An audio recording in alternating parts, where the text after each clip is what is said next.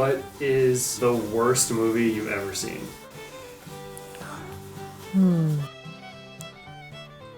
The worst movie I've ever seen.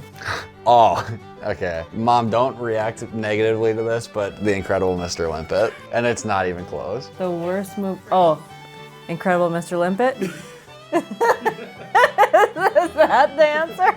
It's about a guy who meets like a cartoon fish. Isn't it like a man turns into a cartoon or something like that? And there's fish? I don't, it's very weird. Yeah, he falls in love with a fish and then like thinks that's better than being a friggin' human. Mom made us watch it when we were little. It's a classic. Oh, it's a classic, yeah.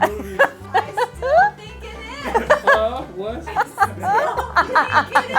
It's funny, it's sweet, and it's not just about a guy falling in love with a fish. He saves the Navy. I don't even remember. He saves the Navy. Down into the water and you go, oh. I don't remember any of it. It's only about a guy wanting to marry a fish. Yes. No, it's not. I wish I were a fish. Why do you remember that? I think I saw it once. Hailed as one of the greatest family films of all time, The Incredible Mr. Limpet is a story about the wonders of imagination and the triumph of the spirit, and also about a man wanting to sleep with a cartoon fish. Okay, let me set this up for you. Sometime around 12 years ago, my mom came home with a DVD that she found in a bargain bin. It was a classic that she had seen when she was a little kid, and to her credit, she didn't remember much about it other than the fact that it was half live action and half 2D animation. 2D animation, not 2D animation. And then she also remembered the movie was The Incredible Mr. Limpet, and boy was it a roller coaster. It starred Don Knotts, who by all accounts is a TV legend. He won 5 Emmys on the Andy Griffith Show, for goodness sake. But this was his first leading role in a movie. What a place to start. I want to acknowledge that this movie might be considered a classic to some people. It didn't win any awards and it got pretty poor reviews, but like, I think the Michael Keaton, Jack Frost Christmas movie is a classic, and that's apparently universally hated, so what do I know? So my opinion of this movie is just that. My opinion. Plus, I'm in a bit of a bad mood because an acoustic panel fell off my wall and broke a few $100s worth of equipment, and I didn't learn about that until a couple of minutes ago when I came down here to record this video. So I'm gonna take my frustrations out on this movie. The Incredible Mr. Limpet is about Henry Limpet, a mild-mannered fellow who would love nothing more than to join the Navy. But he's constantly turned away because of his poor health and just terrible eyesight. I suppose we'll be losing you to the Navy soon then. I'm afraid not. My eyesight and a few other things. It's a real Captain America origin story. We need men like you at home, too, to give to the blood bank, of course. Well, they don't want my blood either. There's always your job here at the office. Miss Barnes, my job here isn't that important. Needless to say, he hates his life. To add insult to injury, his best friend George was accepted into the Navy, and he's slowly been kind of rising through the ranks. What say we clear the decks for action? Go dancing. Feel like shaking a leg, Henry?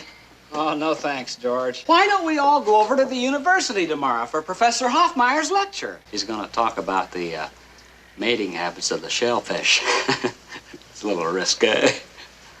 Sort of for adults only, you know. So Henry's a weird guy. He's like super obsessed with fish. Dude's always going on about fish. And he ends up ostracizing himself from pretty much everybody in his life because of that. If you paid half as much attention to me as you do those fish, I'd be the happiest wife in Flatbush.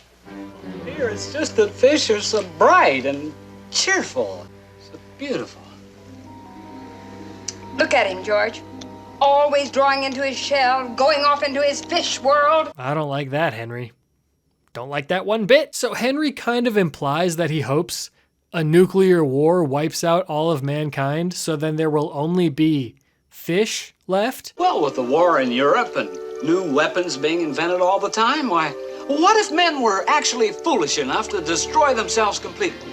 Then you see the fish in the ocean would develop into a new race of men, and well, this time they might turn out better, you see? Thanos is shaking in his boots right now. I wish I were a fish.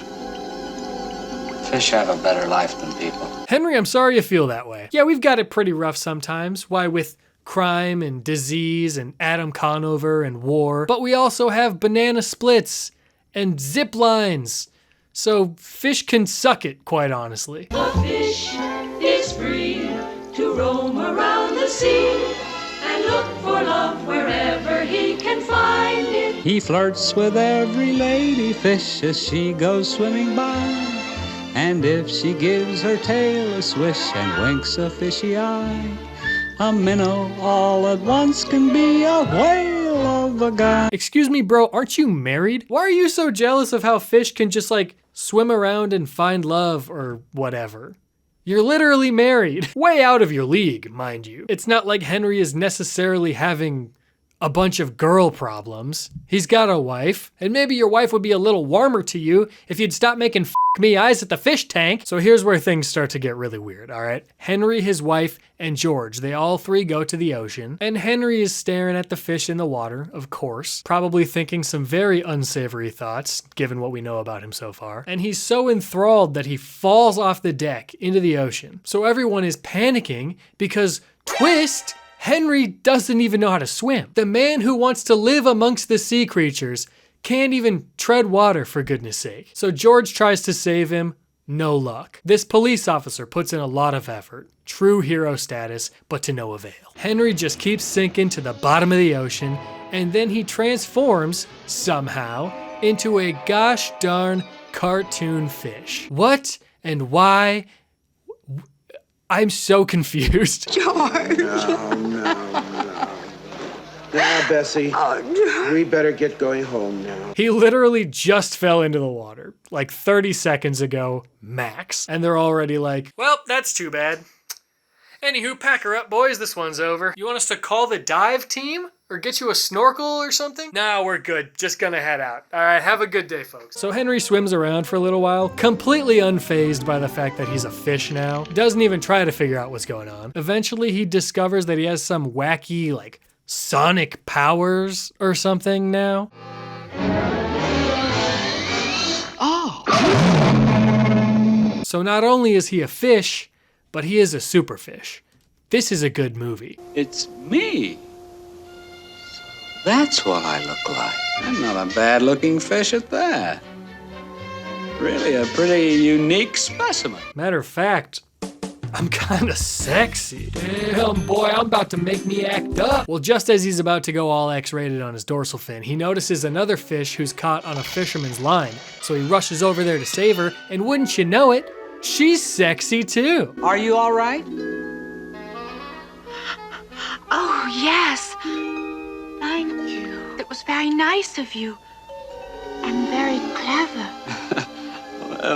It was just a simple thing, really. I mean, anyone could have done it.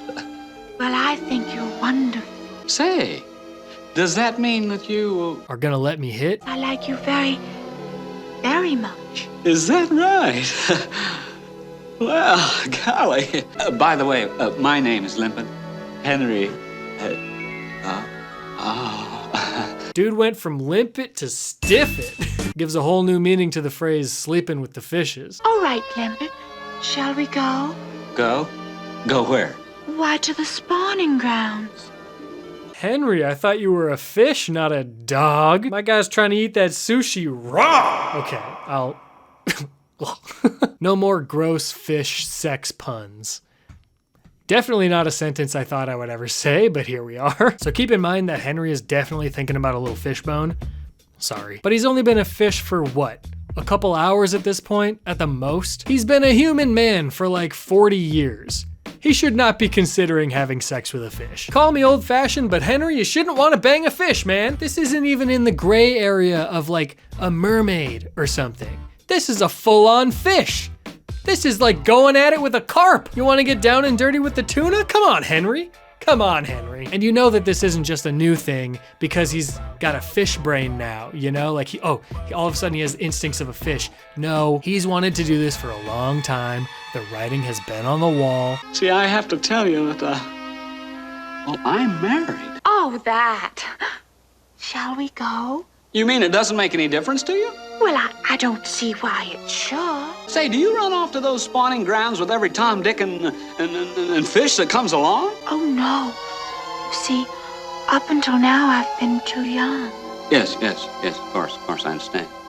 I don't like this conversation at all. I looked it up and most fish breed when they're 2 to 3 years old, so Henry is definitely a predator now. So remember the thing about Henry wanting to join the Navy? You thought they were just gonna move on from that? How wrong you were. That's the whole point of everything. Somehow he learns that the Nazis have launched an attack on US submarines. So he has the bright idea that now that he has this new fish body, maybe the Navy will overlook some of his previous health problems. Sure, they wouldn't let me join the Navy back when I was a man, but now that I'm a fish. Well, if you'd stay here and act as my lookout for ladyfish, I'd sure be grateful. Tell her I love her and I'll be back as soon as I can. You've known her for 10 minutes, you do not love her.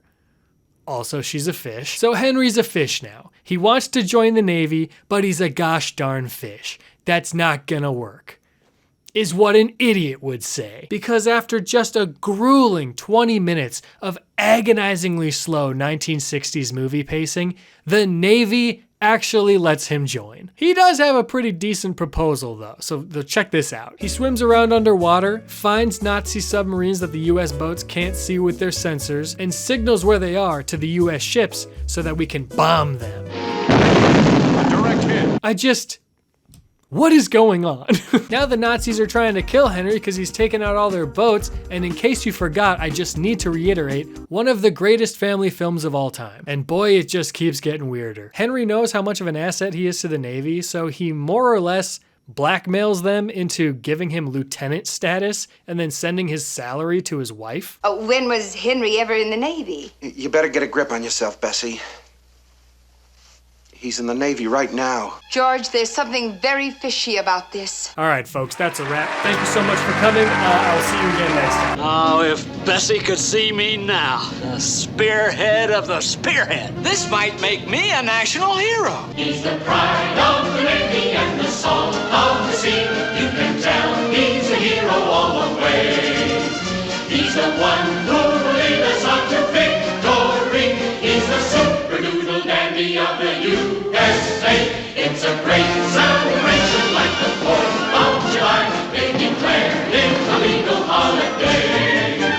Every flag in the nation will be flying high for the super-doodle dandy of the USA. Yeah, so that song goes on for like 7 minutes too long. Oh no! His vision doesn't even look that bad. Mine is at least twice as bad as that. Granted, I probably wouldn't be able to cross the frickin' street without glasses or contacts, so that's not really saying much. This is not that bad. What are you rocking, a 0.2? Oh, cry me a river. I don't know how to transition to this next part, so I'm just not going to. But Henry uses torpedoes to blow up a bunch of Nazi submarines.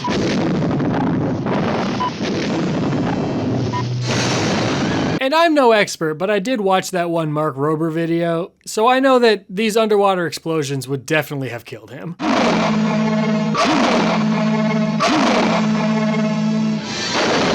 I'm sorry, is that the Incredible Mr. Limpet or the Prowler from Into the Spider-Verse?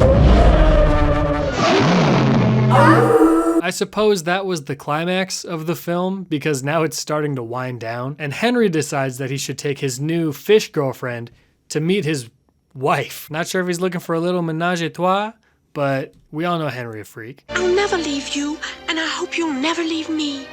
It's always the males who leave in our species. That's why there's so few of us. Well, in that case, there might be more before long. Gross! This is supposed to be our protagonist? I'm not rooting for him. I don't want him to have sex with this fish. There. That's my wife. Not much to look at, is she? Holy smokes, ladyfish coming out swinging. Henry, you really are A fish? Yes, Bessie, you can say it. To think you're actually still alive and I'm married to, A fish? Is that so terrible? Well, yeah.